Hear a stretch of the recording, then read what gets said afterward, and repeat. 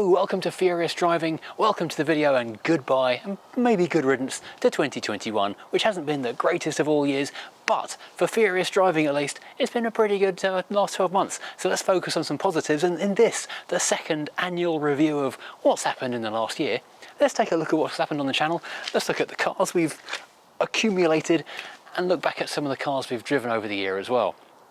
First of all, let's get inside this one because it's quite chilly out here and that's nice and warm inside that nice new Crown Victoria.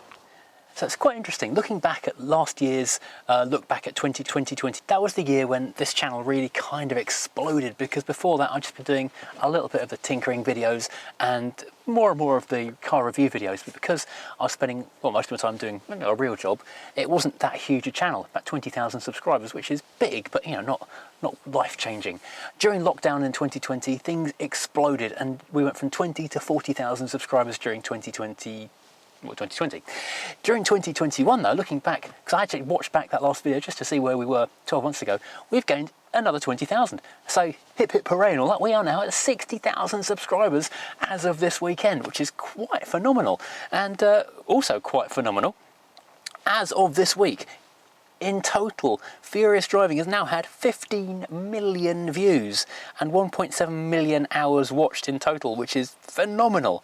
What is really exciting in terms of how this channel is kind of progressing and things are moving on, so maybe I will be doing this full time before too long, that out of those 15 million views, 5.9 million of them were in 2021. So if you watched any of my videos in the last 12 months, thank you very much indeed. I do appreciate you taking the time to tolerate me whiffling on at the camera for 15 or 20 minutes.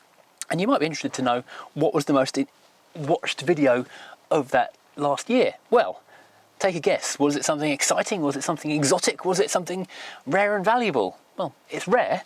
It's the Proton. The Proton got 453,000 views, which is just absolutely insane. Who would have thought that a little Proton, which is now belonging to Steph and iDriver Classic, you might have seen it if you came to the NEC, is by far the most popular video on this channel in the last year. Now we're going to start it up. Matt kind of got it to this stage in the garage, but today we're going to get it for the first time in over 10 years. We're going to get this lovely, technically barn find Proton started. What? Not even a challenge! Can you believe that? It just went! Get reverse, in without a crunch, amazing. The first move of the car, everyone ready? It's moving! It's actually moving! Wow! It's smooth! It's really smooth! The next one, by, well, a quarter of the views, or less than a quarter of the views, is the Rancho. Again, a car which is single-digit survivors. So unpopular in the real world, the rest of the top 10 is fairly, not predictable exactly, but less of a surprise. Although, coming in at the bottom of that top 10 is the Peugeot 406 V6, which is only one behind a Mark II Granada. Again, a car which was relatively unloved in the real world, but in terms of video views has been incredibly popular. So it really does surprise me what gets popular here on YouTube.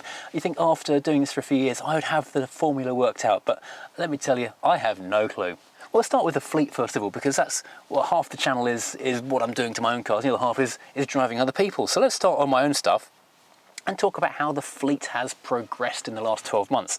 So first of all, I was trying to sort of not slim down, but certainly maintain the size rather than grow. That failed pretty badly. At the beginning of the year, we managed to get Quentin the Rover finished. We got the new hood put on the car, we got it fully painted, refurbed the wheels that had been serviced already early in the series.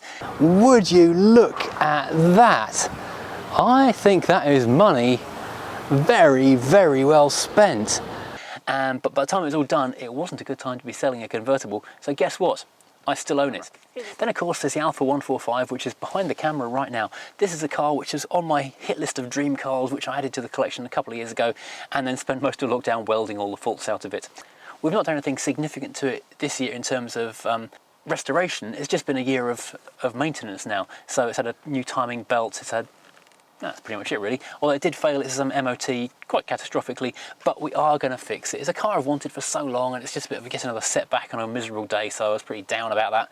But we are going to get that car shifted over to the unit. We'll sort that out in the next couple of weeks. What else have we got on the fleet still? The Rover 2000. This is my oldest, it's my oldest car and also my longest owned car, which I've had since I was about 17. And so that has been pretty much ignored the last year because all the comings and goings of other cars, it's just been sitting in its garage, not doing anything. The problem I had with that car until very recently was after I changed the engine mounts, the engine wasn't square over the bolt holes, and in that garage on my own I couldn't pull the bolts back together in the right place, and because of lockdowns and social distancing and all kinds of other stuff, I wasn't able to do anything about that. So a couple of weeks ago, with the help of my neighbour, who fortunately is also someone who likes to fix his own cars at home, was quite amenable to coming over and giving me a hand just wrenching the engine back into place. It took two people to pull quite hard with the engine jacked up slightly. Then we got it into place, we've got the bolts in there now. So now that will be a video on that very soon, coming back to life again. Because the only thing wrong with that car, the reason I parked it in the first place, was because the steering box is very heavy when you turn right for some reason. So I need to take that apart and figure that out. Another Rover to talk about is, of course, the V8, everyone's favourite failure to launch. That car, I need to go and look at some more. We're not getting, it looks like we're not getting compression on the cylinders when it cranks over, and that's why it's not starting. I'll go into a full video on that very shortly indeed, and hopefully we'll get that started, even if it means I've got to ship it off to a classic car garage somewhere to get them to make it go, because I want that car driving as soon as possible. It's been going on far too long, and people keep telling me that, and I know that. So I really want that car back on the road again. I say back on the road again. The short time, well, the many years I've had it, it's only been on the road a short time because it kept going wrong with the 3.5 litre. That car nearly got sold or junked a couple of times in the past. What else have we got? Well, the Mercedes W123. This is the rustiest Mercedes on the planet. Well, probably not, but it's not far off that Lagonda, or certainly every time I take a grinder to it, it seems that way. I've found parts on the internet that I can replace. It's going to need new rear outer skin for the wings. I can fabricate the inner part of it, but it's going to need some dry days. I can't take it over to the barn and weld because it's a big wooden building, and I really don't want to be doing Bernie stuff in a wooden building where all my other cars are stored as well. So that will have to stay here, and yeah, on a dry day we'll crack on with doing a bit more of that. Okay, this poor thing doesn't look great at the moment and needs a fair bit more money spending and a lot of time, hours devoted to it. But over the next year we'll do our best to make it as good as we can. And of course there's another W123 on the channel now. I don't own this one, so frankly it's not my problem quite so much, which is something of a relief. But my friend Barry and his yellow W123 vicariously joined the fleet a couple of months ago, and now that car is going to be back on the road again very shortly indeed. So that'll be quite exciting. Maybe we can get these two cars out on the road together on some sort of mad W123 twin road trip to I don't know where, Scotland, Ireland, Wales, who knows, take them around the Evo Triangle. They were not designed for that. Then let's pop over to the barn and look at the two that are over there. Then we have this, the Volvo 740, 1988 740 GL, bought for £175 at the beginning of 2020 for a cheap car challenge. It was meant to stay on the fleet for maybe a month or so and be sold at the end of that challenge. Unfortunately, that challenge never happened because of lockdown, and so it stayed with me, and I spent most of lockdown doing a lot of jobs improving it, found a bit of welding to do, did a lot of work on it last year. This year though, I've just been driving it. It's made its way to the Festival of the Unexceptional. Because of where it's parked on the crossroads in the middle of the green with the house in the background, this car managed to find its way onto loads of online blogs, newspapers, magazines, all kinds of reports. Quite a famous car now. It also made its way up to the NEC, so when we had a choice of which car to take from the fleet, this is the one that made it, for two reasons. Partly because you're basically guaranteed to get where you set off for in this car. Some cars, I mean, most of my fleet is pretty good, but if you want to be guaranteed, rock solid, 100% money in the bank certain, you're going to get to where you want to go, this is the car to take. Secondly, it's got a huge boot, so I could put all the t-shirts and things in the back of there. Plans for this car? Well, try and make it a little bit better. It's got a few little scuffs and marks on the back of the doors. It's got little scuffs on the boot, all little kind of things I'm unhappy with the fact you can see metal through the paint. So I do need to do some touch-up work on the paint. I need to get underneath it and underseal the entire thing really nicely because I want to keep it solid. I've made it solid, I would like to keep it solid. And then this is a car that needs to do some road trips. Unfortunately, every time I think I'm free to go and do a road trip, Europe is open, Europe closes again. And so it's here in the barn, but hopefully in 2022, this car will see some roads, although it's quite thirsty, so it might not go too far. And next up, we've got this, the 1993 Rover 220 Coupe, the Tomcat, which is a car which has kind of vanished from our screens for the last few months because basically it's been at a friend's place underneath a car cover trying to avoid getting into any kind of trouble. It's a good car. I've owned it for a long time, over 10 years it turns out when you look at the V5. I'm surprised how long I've had this thing for. It's in relatively good shape, but the paint is a bit of a mess all over. It looks great on camera, but up close in person you can see all the imperfections.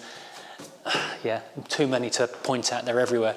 So at some point in the next year I'd like to get this thing sanded down and prepared for paint. If I take it back to the place that did Quentin, I'd be quite happy if I got the same kind of result on this car as that car received, because that would be a huge improvement, especially if they can match the price again. Mechanically, we changed new tyres onto it, new wheels onto it. It's got EBC brakes, Gaz coilovers. Those were rebuilt by Gaz about 2 years ago, so the suspension, all that kind of stuff is pretty good actually. It's nice performance stuff. The engine is losing a lot of oil and coolant. It's actually a worrying amount of oil and coolant. So I might need to do some stripping down in the engine to try and figure out where that's coming from, whether it's old leaky gaskets, splitting pipes. I don't know, maybe a full engine rebuild just to get the thing to not be dropping so much fluid on the ground. The only time it seems to stop dropping fluid on the ground is when it runs out, so that's not a good thing. And also with this car, the gear linkage. It's not too far off the truth to say it's almost impossible to drive this car because it's so hard to find a gear.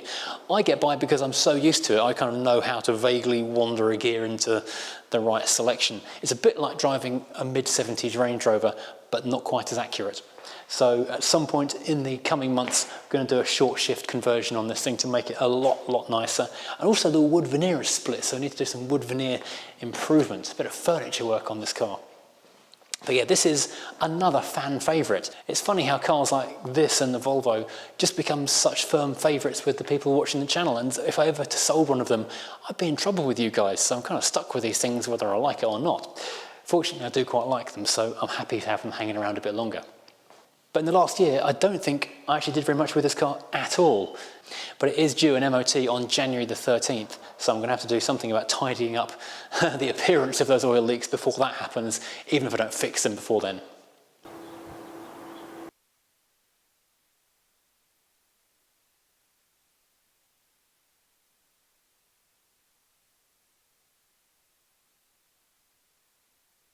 Then we come to the two newest additions to the fleet. The idea really was one in, one out, but that hasn't really worked that well this year. We've just got more storage. So there's a few cars that have been on my hit list of cars I really want to buy. It's like a top 10 of, ever-growing top 10 in fact, cars I really want. And on that list is a 200 VI and the Crown Victoria, and this year I made that happen. I say I made that happen, YouTube made that happen really. So thanks again for watching these videos. Now I know a number of channels out there, they will be perhaps clinically working out what cars might be good to go and buy in order for getting clicks because that's a popular make or model and they think they might do well on hits. I don't think that way. I've got a YouTube channel which talks about the cars that I absolutely love, and so I buy the cars I love. So the first new addition to the fleet in quite a long time was the Rover 200 VI. This is yet another car I've wanted for a while because I think the Rover 200 Bubble is a great looking car, and I wanted one for a very long time. And someone contacted me saying they got on with head gasket failure back at the beginning of the year when I was sort of deep into the Quentin project, and so couldn't really do anything about it. So at that time I said, yes, I'd love to take the car, but can you hold it for me? He had a barn to keep it in, so it wasn't like a major imposition with it blocking his drive up. So yeah, he sat on it for me until the end of the year, and I finally said, okay, I can't keep you waiting any longer, I'll take the car. So now we've got the 200 VI, which is one of the hottest, apart from the BRM, the hottest 200 ever built, the 1.8 VVC. It's quite a rapid car and it's a very rare car.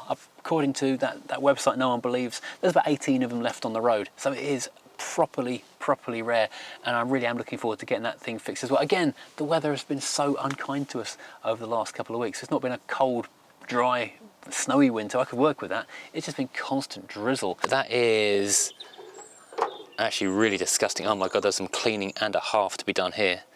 What a lot of disgustingment.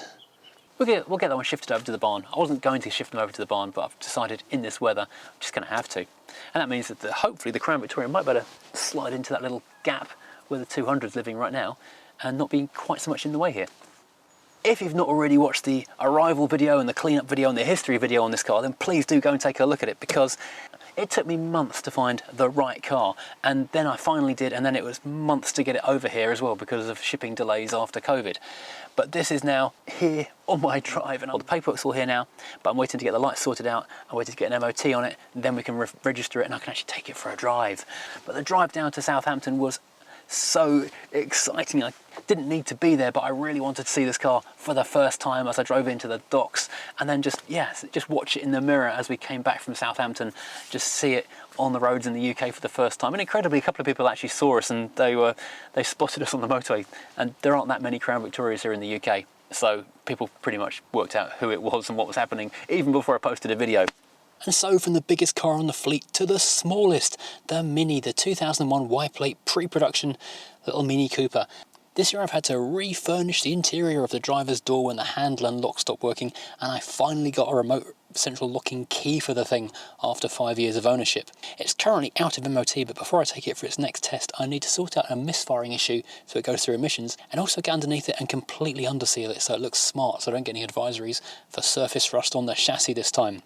But I need to do that quickly because right now the airbag light isn't on, and I want to get it done before it comes back. My Mini, and the brand in general, turned 20 this summer, and to celebrate the Y Register Club, took as many as we could get together back to the factory. It didn't make a video, but it did make a great photo. There's one more, of course. I've still got my daily W204 Mercedes, or technically an S204, the estate. The car's now got 131,000 miles on it. It's still going strong. It just had its airbag recall at Mercedes, so now hopefully if I have an accident in it, it won't kill me. But that thing, although it's a dirty diesel, I should be looking at changing it for an electric car, the fact is it still gets 40 to 50 to the gallon, it's fast and smooth, it's really relaxing on the motorway, it's good fun being rear-wheel drive and manual, it's great fun on the twisty roads if you ever get the chance to do that, and the boot is huge enough to take most things I need to carry. So why would I change it for the time being? It's a great, great car. Unfortunately, it did have one minor mishap. On the morning I took it over to get the airbags changed, I parked it up on the road over there while I was getting everything ready to go out, and someone hit the side of it. They've knocked the rear corner, and they've not only knocked it, they knew they knocked it, they got out, they wiped their fingers over it in the dirt to see how bad it was, and it was quite a deep dent, and then drove off again. I think I know which company did it. If I was the kind of person who didn't mind risking getting sued, I would post a picture of their van right now because the security camera caught it. But I've managed to push that dent out, and I'll talk to the PDR guy in the near future, and hopefully we'll get that car looking back to tip-top again before too long for another 100,000 miles. And of course there's also the Sinclair C5 tucked over here, but we'll figure this out some more another day. Right, so now let's talk about the cars we've driven in 2021, and there have been a lot of them. In fact, there have been 57 cars featured over, 56 goes for a drives, and another, how many? 15 new car reviews. So I've been trying to step up the Modern Mondays aspect of the channel as well, to get a bit more variety on here, which I think a lot of people do seem to like. So we have driven cars from the decades, the 30s, 50s, 60s, 70s, 80s, 90s, noughties, the teens and the present day. So we've covered most generations apart from the 20s and the 40s in motoring history in this year. We've driven petrol, diesel and electric. Didn't do any hydrogens this year. Need to step that up for next year because I think that's going to be a growing market in the future. Driven 3, 4, 5, 6-speed manuals, including manual and column shift changes, as well as automatics, and of course a pre-selector, which is interesting. And cars from literally all around the world: Japan, Korea, France, Italy, Germany, the UK, basically most of the countries that make cars, really. So, oh, and America, of course. Mustn't forget America. So with the new cars, try to get as much variety as possible, not just focus on one thing that only I like. So it's not just been estate cars like the Volvo V90 Cross Country, which we took all the way to Scotland, which was quite an exciting trip. And more affordable estates like the Suzuki Swace, which I quite enjoyed as well. We've done small cars like the Kia Picanto and the Audi A1, and of course we've even ventured into the realms of things I don't like SUVs. I've done a Lexus UX 300 EV, and an MG ZS EV, and even a petrol one in the form of Toyota RAV4, which is very different from the early version I drove across America 8 years ago. It's changed an awful lot. But I know for the most part, most people are here for the classics and the retros, and there's been some exciting stuff. There have just been too many amazing cars that we've driven over this year to pick out even a top 10. I'll skim through as many as I can, and if I've missed yours out, please don't be offended. There's just too many to choose. The Jeep Cherokee, I don't like SUVs, but that one I did really enjoy. Weirdly and quite surprisingly, I actually preferred that to the Range Rover Classic, which we did a few months previously. I thought it was, well, slightly more comfortable to drive. I don't know, I just liked it a bit more. Funny what you don't expect. Then there was a DKW 1000 SP, the little weird convertible like a tiny Thunderbird. I didn't drive it myself because of the value and everything. I was taken for a drive by the owner, and that was just an amazing experience. Just being in that mad little tiny car was fantastic. Other end of the spectrum from that was the V6 four-wheel drive Sierra Estate, a car very much up my street. I was tempted to put money on that car, but I just bought the Crown Victoria. Hadn't told anyone at the time, of course, so I wasn't buying two big engined Fords that week. Again, going back down the other end of the spectrum in terms of size and engine capacity was the Daihatsu Velomax, which was a tiny, crazy, ridiculous, fun little thing which I absolutely adored and made me think I need to get a K car or two in my life, because that was just an enormous amount of fun driving this tiny buzzing creature, like a swarm of wasps in the car with me all the time.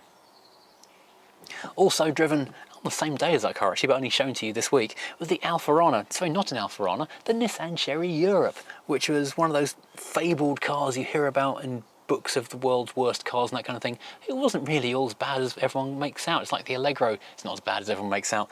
It was actually quite a good car. Just didn't look Alfa-y enough, I guess. Did look very Nissan-y. And we've driven through a whole bunch of other things, going from the Dodge Monaco Blues Brothers replica, which was one of my favourite videos to make over the year. Bought a hat and everything. It wasn't massively well received, but I really enjoyed doing it, and that's kind of the point of this channel, really. If it's a car that I want to go and look at and drive and dress up stupidly for it, I will go and do it, because that's what this channel is all about. And two of the most insanely popular videos of the year, the Rover P6 V8, the white one. Everyone adored that car. You forget how popular those cars are until you put a video out of one, and you forget how good they are to drive until you get behind the wheel and take it for a ride. They are just absolutely fantastic. Also incredibly popular all around the world, not so good to drive, to be perfectly honest, was Princess Diana's Mark III Escort. That car had been in storage a long time, the tyres were flat spotted, it was a little bit in need of service, but that was up for auction and was shown on TV news, or picked up by TV news, all around the world. I had messages saying clips of my video were in Japan, Canada, New Zealand, one of my most well-travelled videos. Yeah, that was an exciting, interesting thing to do. Bit of motoring history. Also motoring history was the Foxbat, the crazy Jaguar XK meets Morris Traveller conversion. That was a lot of people liked the idea behind it. A lot of people were very angry about it. I quite enjoyed it. Another weird looking thing. In a way, that was kind of a precursor to the crossovers we have today. But of course, there's no particular theme to these videos. It's just whatever looks interesting and whatever I fancy driving. So the next up on this list is a Lotus Elise, which again couldn't be more different from the car before it, which is why I always sign off with next week something completely different. The Elise was every bit as good as I hoped it would be, and I loved driving it. It made me wish I'd bought one 10 years ago when they were only a couple of £1,000, not £20,000. We live and learn. Then a car which I've known for many years but never driven one before, a Volkswagen Karmann Gear Type 34 Razor Edge, which was really quite delightful to be behind the wheel of. I did very much enjoy being out in that car. I've sort of grown up in one as a passenger as a child, so it was nice to finally get behind the wheel and drive one. It was a lovely, well sorted car, so it felt just as it should, and it was a really nice experience being out in the Kent countryside in an absolutely sweet delight of a car. Then in the middle of the year, it was 20 years of the Mini R50. The new Mini is 20. It's going to need some bus pass soon. So I took my own car for a drive, did a proper review of my own car, which I'd owned for a couple of years. And my car is a pre-production, it's an early build car. As early as they come with those cars, as pure to the design as it gets. It's really interesting driving that car, then driving one of the latest ones and seeing how they've got heavier and bloatier and actually a lot less fun than they were 20 years ago.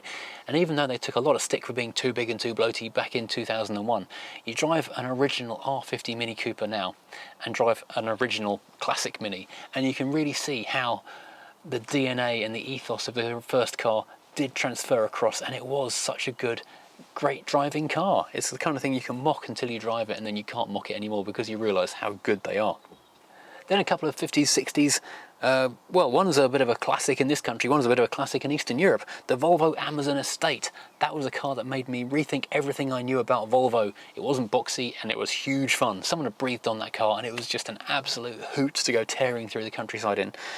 Made me want an Amazon estate quite a lot. And something I never thought about driving before, but was enormously glad to have been invited to take it out for a ride, the Volga M21. That was a bit of an eye-opener to Eastern Bloc motoring back in the 50s and 60s. That was basically trying to be an American car, but 10 years after the design styles of the American cars themselves. Column shift, rugged. It was an interesting, fun thing to be out in Cambridge in. I'll give an honourable mention to the PT Cruiser because it wasn't a car I was expecting to love. I'll be honest, I didn't. But it was good to finally drive one and put to rest all those is it the worst car in the world kind of things, because again, like the Allegro and the Arna, they get slated as being the worst things on the planet far too much. Okay, it didn't drive brilliantly, but I really respected the way they put it together to make it the most practical thing they could, and you've got to love the fact they designed something that looked different. I hate the way that people will just slate it for being different, but no, I quite like the look of it. A bit lower, different wheels, make it have a decent engine and transmission, better suspension, sharper steering. You'd have a good car there. Okay, and the ultimate highlight of the year, apart from buying the Crown Victoria, was of course the Cord 810. This is my all-time dream car. If ever I get 40 or 50 grand to splash on a car, that's the one I'm going to go and buy. Forget your Ferraris, your Lamborghinis, your muscle cars. I want a Cord. And so when a friend of mine bought one and said, did I want to drive the thing? It was a solid yes. I've never agreed to do a drive in a car so rapidly in my life. Driving the thing is a challenge. That mad electro-pneumatic pre-selector gearbox is something of an acquired taste. And wisely, he gave me a lesson in the car park before I set off on my own because it takes some getting used to. But once you're rolling in it and once you've got the hang of it, it's actually pretty easy to drive, and it's so smooth with that Lycoming V8. The interior is just Art Deco brilliance. The turned metal dashboard, a thing of incredible beauty. So being in that car for that morning was one of the highlights for me of the year. But perhaps the biggest thing to change this year is this place that I'm standing in, the car barn. We've now got a place for the cars to live safe and dry out of the wind and the rain. Well, certainly at least 4 of them anyway. My plan in the coming weeks is to get the Volvo here underneath the stairs. Then we can get the Alpha and the 200 VI nose to nose along that wall where the Volvo is at the moment. We can put the Rover where it is, that can stay there.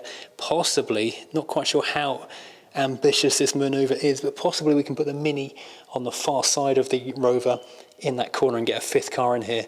We don't know. It's still very early days and seeing how much and how easy it is to squeeze stuff in here.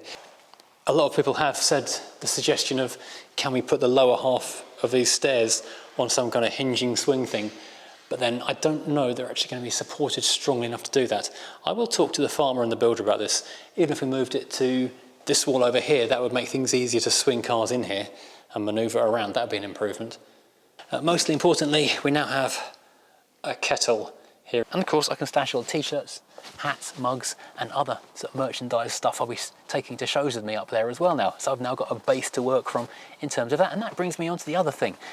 The other big changes we've made in 2021, we've done a show. We took the Volvo to the NEC. It's the first time I've done a furious driving stand anywhere. It was so good sharing the stand with Ian and Steph from iDriver Classic and Hubnut. It was like being part of a little team, which is quite unusual when you work on your own the whole time. And it was so nice putting a face to the names that I've only known through the internet for the last couple of years as well. So over the coming year I will definitely be getting out and about with the Furious Driving Roadshow.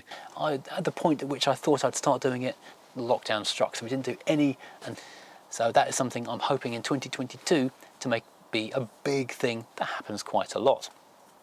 So what are my plans for 2022? Well, I'm going to try and top 2021 somehow, and I'm not quite sure how I'm going to manage that. Even rarer cars somehow? Well, certainly I'm going to try and keep the mixture going of old, new, pre-war, post-war, 50s, 60s, 70s, as many different things as I can. Maybe I'll even include more SUVs, as people do seem to like them. I don't know why. Will we have more cars to the fleet?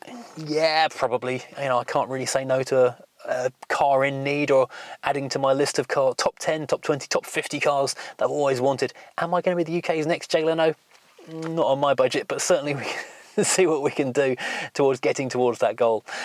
Will there be road trips in the future? I really hope so, because that was something I really wanted to do a lot of in 2021. We've got big plans for taking all of these cars to other places. We've got the Volvo we borrowed up to Scotland this year. That was great fun, but I want to go further afield. I want to take the older cars to other places. I want to get the Alfa, the Volvo, the Rovers over to France and into the continent and other fun places. Who knows where else we can drive them? Well, wherever a ship will take us with a car, basically. But that really comes down to borders opening and the world just getting back to normal some more. So let's hope, cross our fingers, that that can happen in the new year. And so basically, yes, more tinkering in the garage, more tinkering in the new barn, more reviews. So next year is going to be great. So hopefully we can keep on growing the channel and keeping it fun for you guys to watch. So I'll sign off by saying thank you so much for watching Furious Driving in 2021 and hope you enjoy watching it some more in 2022. Thanks for every click of every like, subscribe, that makes a big difference, and especially if you're a Patreon or a channel member, I wouldn't be able to do half this stuff without you guys supporting the channel in that way. So thank you again so much for all that. So join me again in the new year when we'll be driving something completely different.